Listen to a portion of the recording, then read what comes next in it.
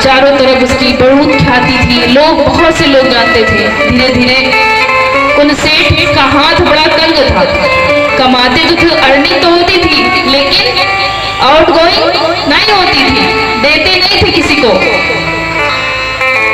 ऐसे करते करते अपने उम्र के तीसरे पड़ाव पे पहुंचे। एक दिन उनके घर की डोरबेल बजी। डोरबेल समझते ना, घंटी बजी। उन्होंने गेट खोला, देखा बाहर एक 6 फुट का पुरुष खड़ा था, जिसे देख के बोले, भैया हमने आपको कभी देखा नहीं है, आप किस प्रयोजन से हमारे यहाँ आए हैं? तब उसने बताया कि भैया हम यहाँ के दूत हैं, आए हैं आपको लेने, आपको चलना पड़ेगा हमारे साथ। कहे आप मार्ग में इतनी दूर से चल के आए हैं, अब कलयुग के भक्त कितने चलाक, आप इतनी दूर से चल के आए हैं, थक गए होंगे। चलूंगा तो मैं सही में आपके साथ, लेकिन थोड़ा विश्राम कर लीजिए, थोड़ा ठंडा जल ले लीजिए, कुछ खा पी लीजिए, तब हम चलेंगे। अब यमदूत को सेठ ने अपने कमरे में ले जाके बढ़िया एसी चलाया और ठंडा ठंडा पानी फ्रिज से निकाला, ले जाके दिया।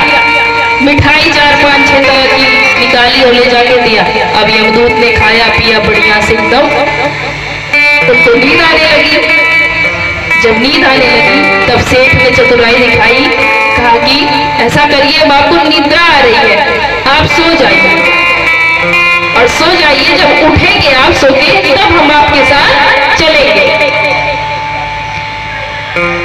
तब सेठ के कहने पे यमदूत बढ़िया एसी में सो गए।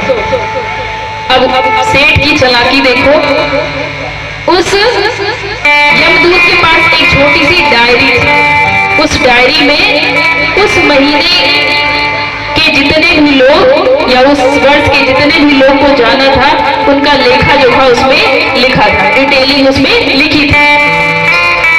सेठ ने चालाकी लगाई और जैसे रजिस्टर पलटा, डायरी पलटी, तो सबसे ऊपर इसका नाम लिखा था।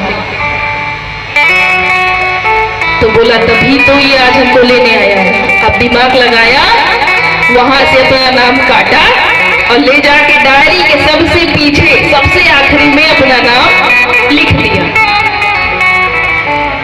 और लिख के बड़े प्रसन्न मन से हुआ कि अब ये डायरी जब खोलेंगे तो मेरा नाम थोड़ी ना निकलेगा, किसी और का निकलेगा, और मैं कह दूंगा कि आप गलत एड्रेस पे आ गए, आप जाइए, जिसका नाम लिखा आप उसको लेने जाइए। अब यमदूत बढ़िया सोए थे, सो के जब उठे तो उन्होंने कहा, भैया बड़ा आनंद आया, आपने हमको इतना सेवा सत्कार किया।